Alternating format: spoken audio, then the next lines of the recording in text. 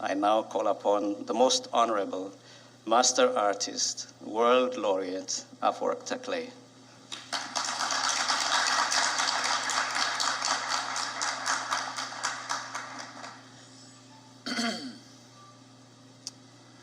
Well, first of all, distinguished guests,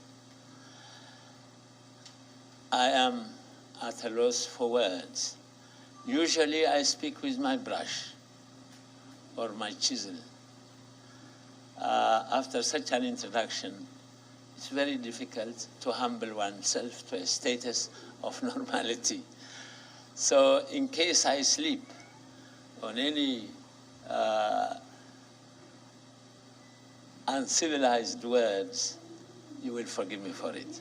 But I want to be in front of you as natural as possible and just give you a light what it means to be an Ethiopian artist, an African artist, who has passed and has been lucky enough to experience all the great teaching places, including museums where you see world masterpieces like Mona Lisa by Da Vinci in France, and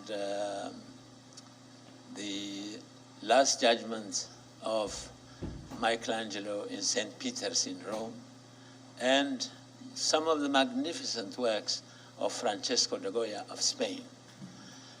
Having passed through all this, thanks to a scholarship known as the Prix de Rome, it was the last important scholarship I won in England at the Slade, which is part of the University of London, that gave you a chance to travel after your studies for 3 to 6 months in France, in Germany, in Italy, in Spain, and Portugal. So I benefited by all these experiences, feeling so ambitious to go back to my country, begin a school of thought, a school of creativity, where, lucky enough to have been born from Ethiopia, which is next to Egypt, almost 5,000 years of existence and contributing to the world with her heritage, to suddenly appear in that scene and say to yourself, with all the advantage of learning, all the advantage of the great professors that I have had, that now, what am I going to contribute? Am I going to become just a typical local artist, copying what the Europeans at that time, tourists required, a copy of the old works? Or am I going to create something based on my own tradition, on African tradition, and also on world art heritage tradition? These were the big questions that confronted me when I reached my homeland. I could have, of course, with the advice of many students that I have been with, they say, what are you going to do in Africa? It is such a dark continent. They have no time for art. Their life is very difficult. Their ordinary existence is very difficult. Why don't you stay in Paris? Why don't you stay in London? Why don't you go to New York, where you will be able to create peacefully, tranquilly, instead of thinking of your everyday life? Who is going to appreciate your art? They have their own daily problems. A young man, talented as you are, having had the benefit of knowledge and education, why don't you benefit? After all, Picasso, in the Revolution time, he came to France and called it home. Marc Chagall from Russia, he called it home. Diego Rivera of Mexico called it home. So you can't stay in Paris, enjoy the life, enjoy all the benefits of civilization as a cultured man, as an artist, and yet tomorrow, if you create something great, they said that you will always give to your continent and to your country a name, because people would refer to you, Afework Tekle from Ethiopia, from Africa. They said, you have paid for your debts. But this never happened. This is why I will try to find some words to put you in my position, how I felt. The choice was very, very, very difficult. But I had to decide, because Ethiopia and Ethiopians, it is not like today. They never wanted to travel into any other land. They never wanted to conquer other places. But their integrity and their pride, if anybody dare touch it, they will not be sleeping with their spears and shields while somebody else took their country and their possession and their history. They fought for it. This only happened once in the history of Ethiopia. That was fascist Italy, who dared, wanted to colonize Ethiopia, changed her history. It was at that time unknown to many. A sense of heroism was created, patriotism was created, and thanks to these people, Ethiopia was never conquered. The Italians ruled only the cities, not the countryside. Our patriots resisted to a point of their death or liberty. And so I felt I had that drop, a drop of that blood. What am I going to contribute to that land in Africa? And that's why I stayed, went back to Ethiopia. It was a wonderful time, because we had an emperor who had a certain sense of clairvoyance and appreciated beautiful things. And for the first time, he opened my exhibition, and I said, as was traditional in Ethiopia, you never sold a picture. You gave to someone, and that somebody gave you money or a bullock or land. But it was considered a kind of shamefulness to say, you pay me for my painting or for my sculpture. Those who served our church, the Coptic church, they stayed in the grave house, most of them, but they created for the church, they created for God. That was their form of payment. They also never signed their paintings, because that was also considered a personal glorification. I don't know if you can hear.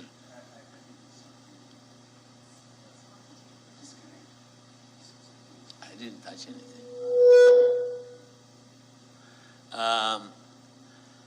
So I was coming into this place. At that time in Ethiopia, unless you were appointed, or you were a prince, or you were appointed to a position of a minister, etc., you were practically nothing. And for art, for an artist, well, that was a secondary thing. So I said to myself, I have got all the greatest teachers in my own country, in Europe. I have benefited by that. If I cannot face this situation and make it my second point, not only to create, but to restore the dignity of the artist, the dignity of art, that Europe is firing. You had sales, you had prices were going up. How am I going to change that to make it worthwhile for those painters who are coming after me so that they don't face these problems that I am facing today. I said, okay, so many hours for creation, so many hours for fighting to restore the position of art and artists. And then the third point, that sooner or later I will have to start teaching at the university about art, art history, aesthetic theory, and so forth and so on. But the struggle was very difficult. Unless you were appointed to a position, you never got money, you never got recognition as an honorable person. So I said, I have to exhibit, not in my own capital city, not in the provinces, but I have to exhibit in Africa, in Europe, and America, all over the world. If I am to build my name, then people can, leaders can listen to me, including, of course, our great emperor. But I was lucky. I was so young, he was so old. At the same time, when I was putting certain struggles, he would say, what is it that makes this little boy tick? And secondly, which was so important, when we left on that rare scholarship from Ethiopia to study abroad in America, in England, in Beirut, when we won that scholarship, every young student was brought to the face of the emperor, and the emperor gave advice. And this advice was, you are now going to a country where you are going to, at your disposal, all kinds of learning. He said, study, study, you must study.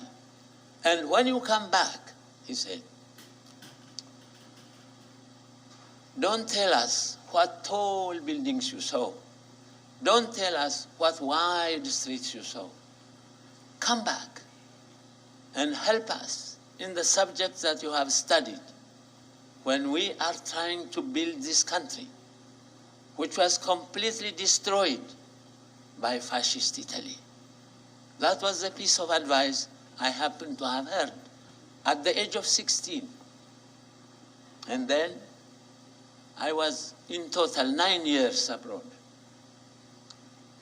And I always said I could stay in Paris, I could stay in London, I could go to America.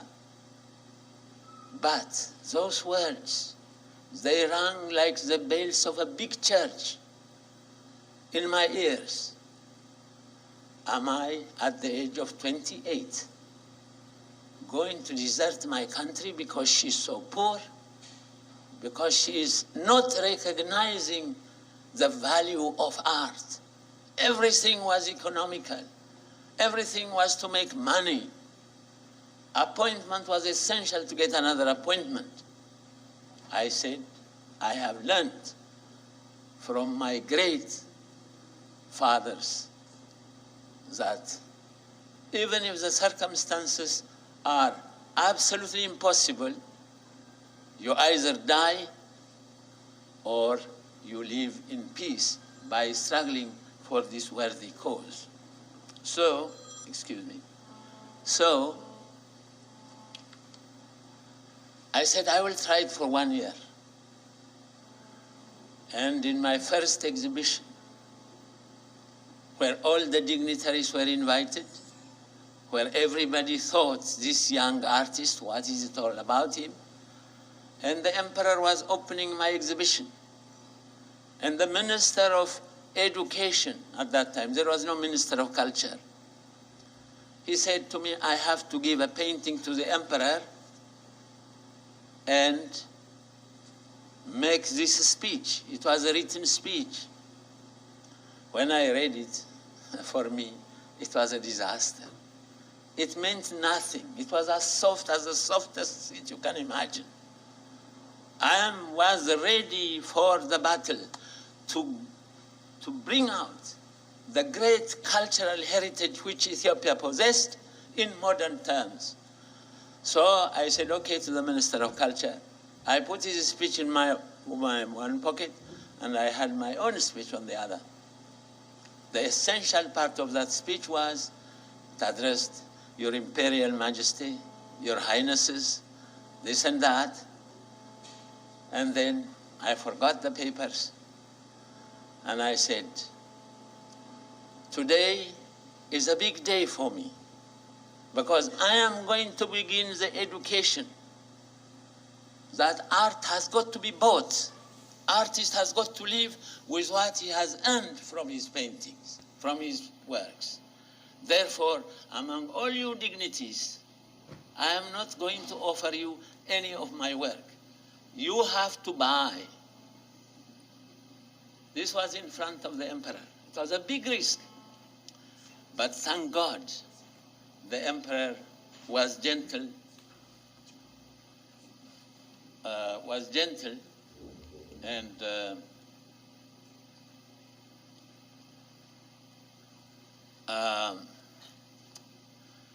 and I said, you have to buy.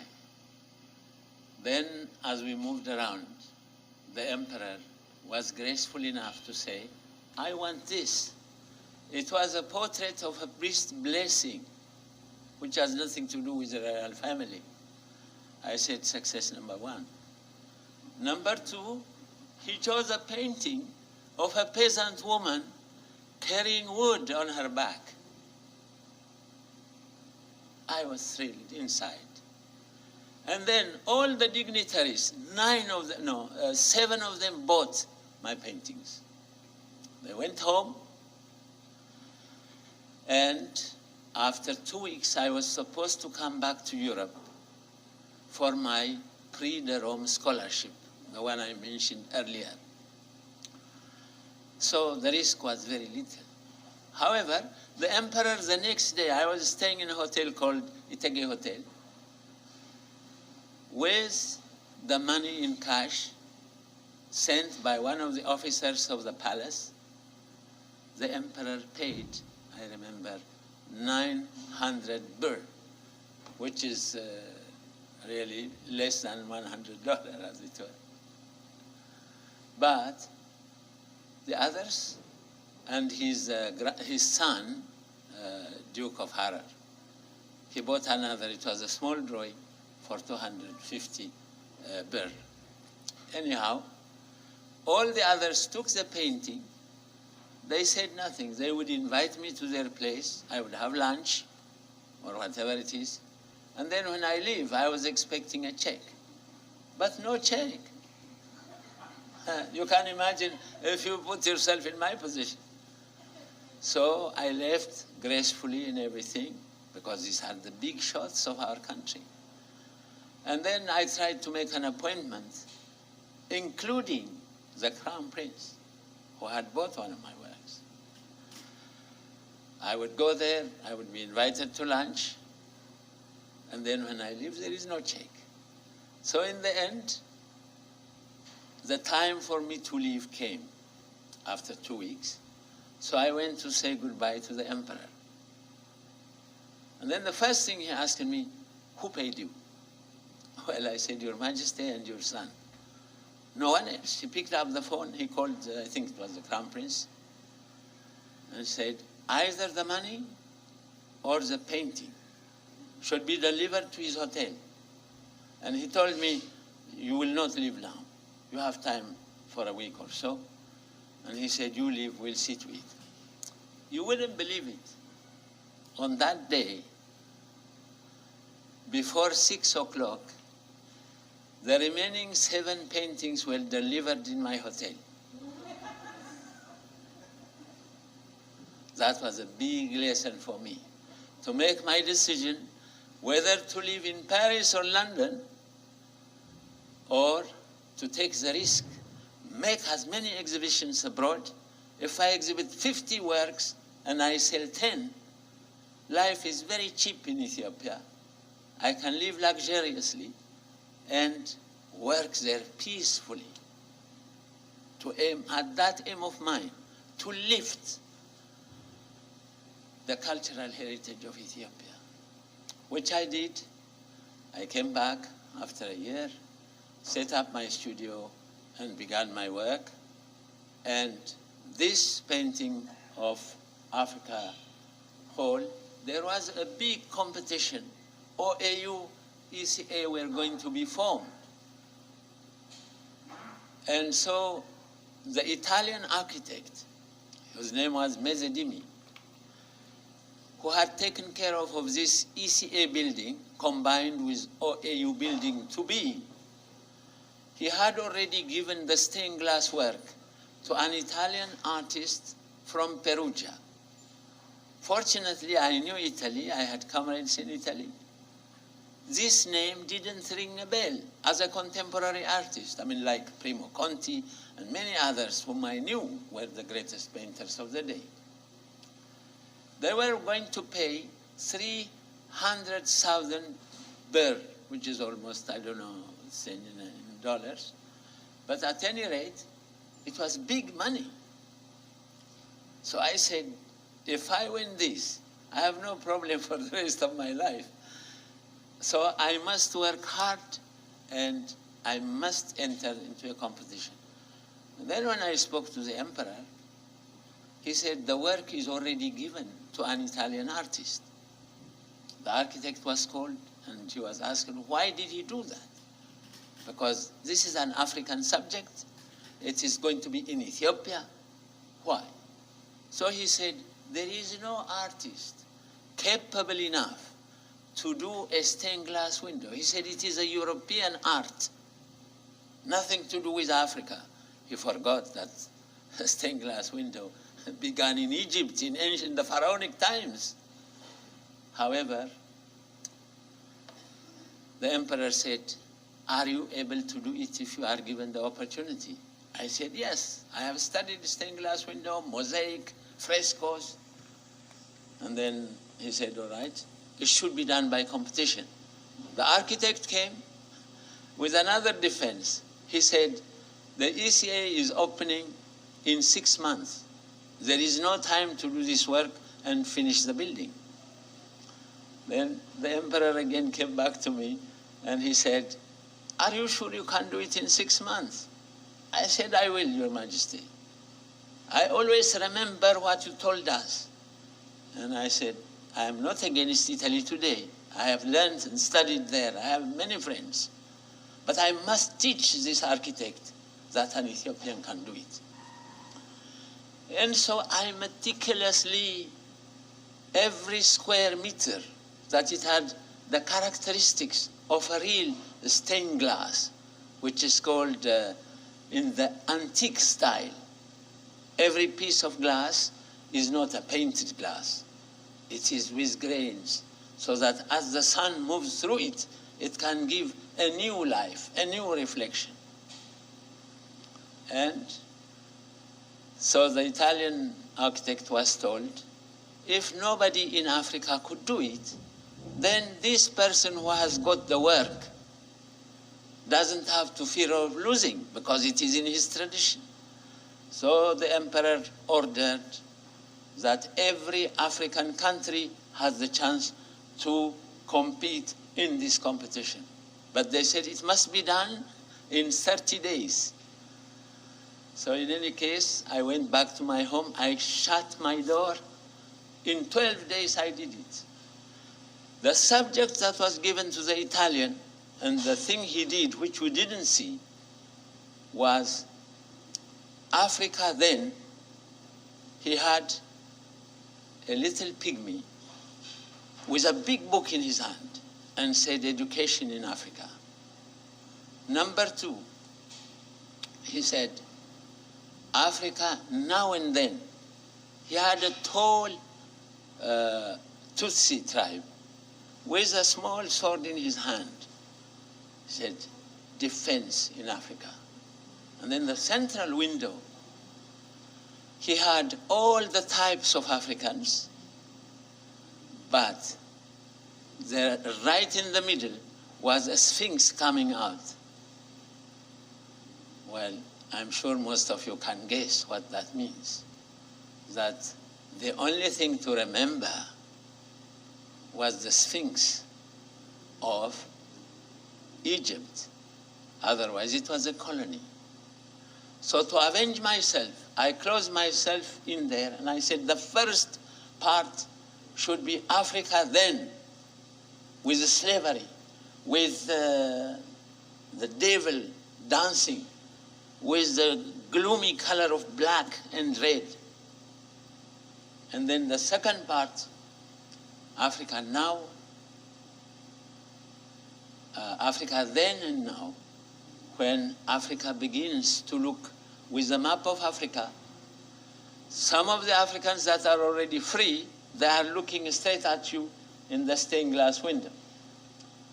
But the others who are still in the colonies, they are hiding themselves. And then this big devilish bird is flying away, symbol of colonialism. And the African is throwing them out. And then the central, these two windows are covered with a chain, unbroken chain. In the central part, it is surrounded, and the chain is replaced by those countries which were already free. Around it, you see the different flags. And in the center, you have this Ethiopian and his wife, who is pregnant, and a little child holding the torch of the rising sun, of the new dawn, of the new day. And behind him are the different African nations which are already free in their national costumes. And then you have one, a knight in armor with the United Nations flag on his chest, which represents that all those who are becoming free and independent have the right to enter the United Nations. And then finally, all these things came from about 30 countries. They were shown, and mine was declared a winner by of the 17 judges by the 14 judges, including this work from Perugia, which he has already done, this artist. And then you can imagine what happened to me. I was very happy, and then we were called in front of the emperor, and I was declared the winner. It had fulfilled all the qualifications of a stained glass art. Now, the second problem, unexpected problem, was people, ministers, who thought I was already this little boy who is so arrogant and so much taken notice of without any kind of appointment in the government, was having this name and this kind of thing already beginning. So they went and told the emperor, you see, this boy should know who is ruling Ethiopia. Instead, he has put in the center the ordinary Ethiopian family. The man you see there, the woman you see there, and the little boy, they are not the image, the imperial image of the imperial family. So they suggested to him that the face of the central man should be the portrait of the emperor, and the wife should be the empress, and the little boy, the Duke of Harar. Now, as an artist, you can imagine that only will exist as long as the emperor is king. But the day he is removed and revolutions are everywhere, that painting, that stained glass window was gone. So I was called to change this into that image. Not by the emperor, by his Minister of Interior. I said, oh my God, how I have forgotten to put the emperor there. I will do it. I will be very happy to do it. So give me time. I knew that the whole thing to see, you have to have the whole image in a stained glass window. And the head only of this peasant boy, man was already 1 square meter. until I have finished the work in stained glass window, nobody will see it, who is who in that painting. So I continued my work in Ethiopia. Then I came to the south of France. I did it in Saint-Étienne, where I was an apprentice for a while in my educational days. And then when it was finished, almost finished, the emperor visits South America. And there was a coup in Ethiopia. And then all the French press, when I started this work, were talking about it. They said, no, the emperor is gone. What are you going to do with your portrait, with your stained glass window? I said, I will continue my work. Politics, I am a juvenile delinquent in politics. I know nothing about politics. So I will continue my work. Continued. The emperor came back. He shot, he hung some of these people. And then when I went back with my stained glass window, I said, I want the whole place closed and the policeman to be there because this Italian may destroy it because his work was not there. So immediately, presto, there was a police. Nobody, I said, nobody, including the Minister of Public Works. And then just before the opening day, which was in 15 days' time, nobody came to that place. And then on the day, just 3 days before that the ECA was going to open, the emperor came in the afternoon, and that was the day when the dignitaries, everybody entered, and I explained to the emperor, this was this, that was that, and my hands were already a little bit butchered by the glass. And then he listened so quietly. I explained to him, you know, what it means, this, that, and as the light moves behind from morning to evening, it was like the symphonic music of Beethoven Symphony No. 9 with the chorus. This stained glass was talking.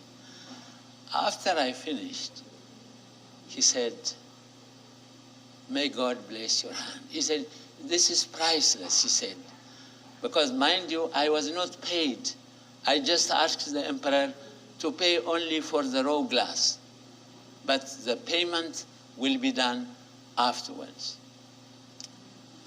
But apparently I didn't know it worked negatively when I didn't change the face of the emperor to the peasant. Anyway, he said that we will never be able to pay for this. He said, may God bless your hand. He left. Believe it or not, to make a long story short, for 2 years I was not paid. And after 2 years, I dare not say this to a foreign press because I want to live in Ethiopia and to work there.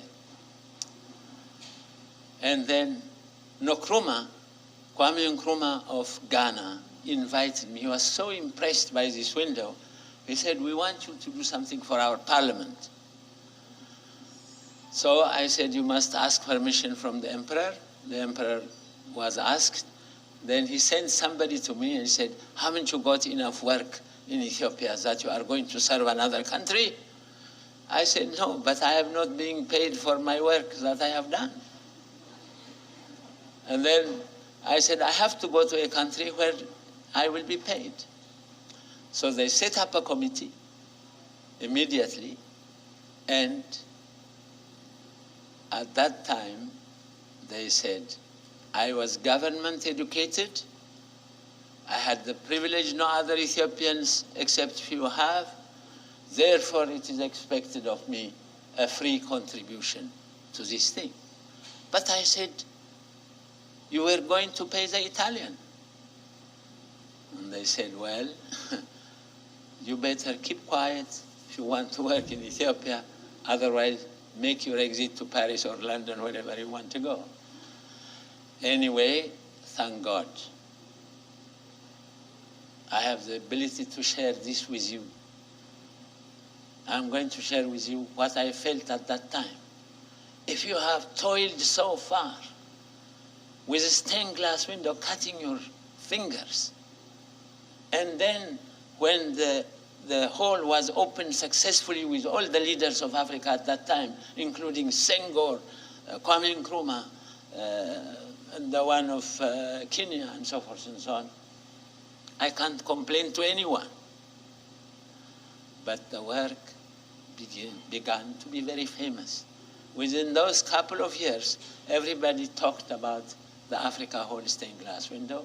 Every tourist that came had the ability to see it. It was not like today in America after this bombardment of the towers. We had that reflection also in that organization. They restricted tourists and so forth and so on. So my name was built by this.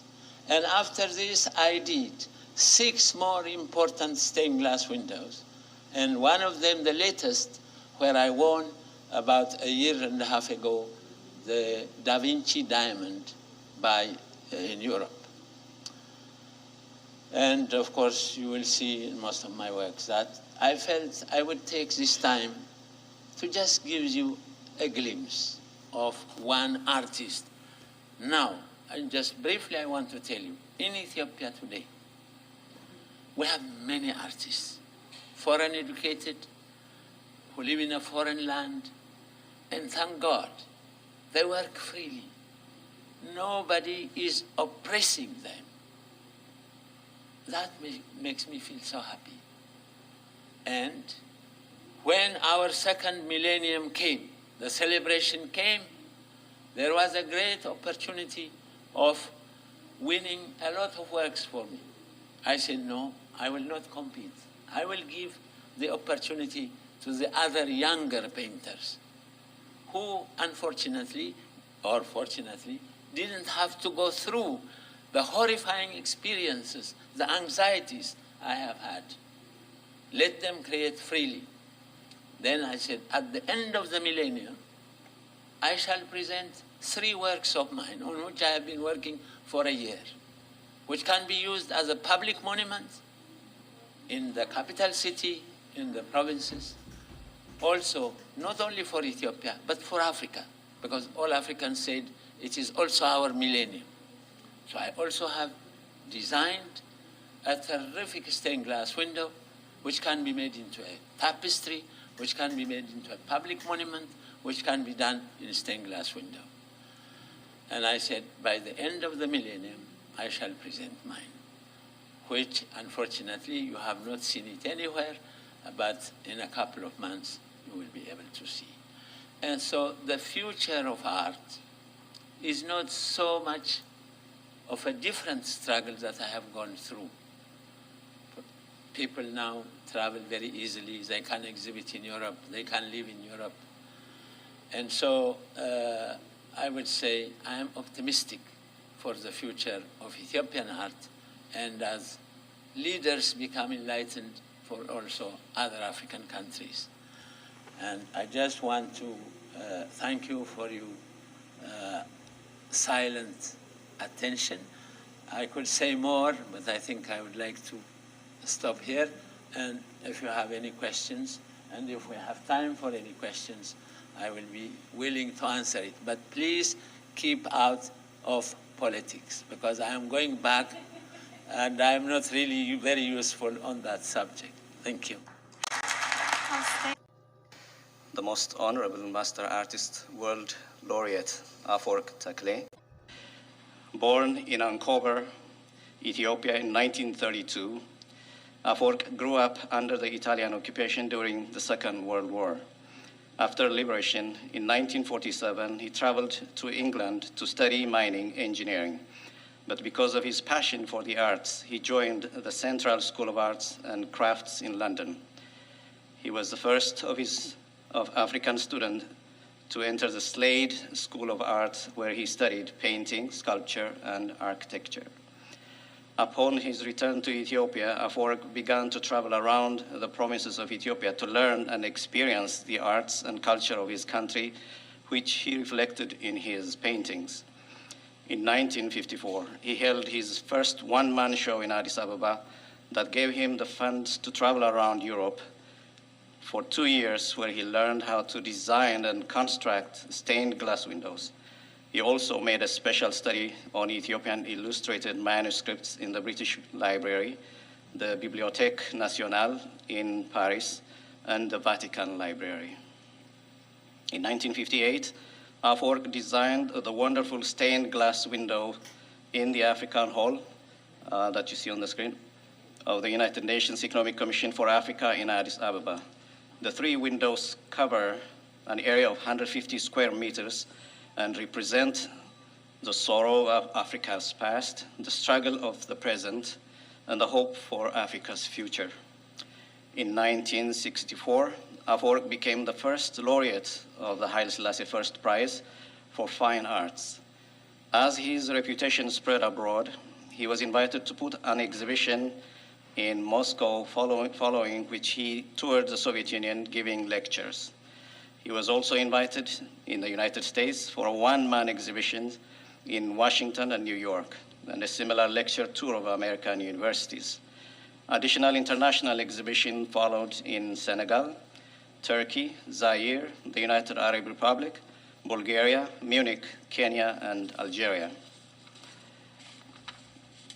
On September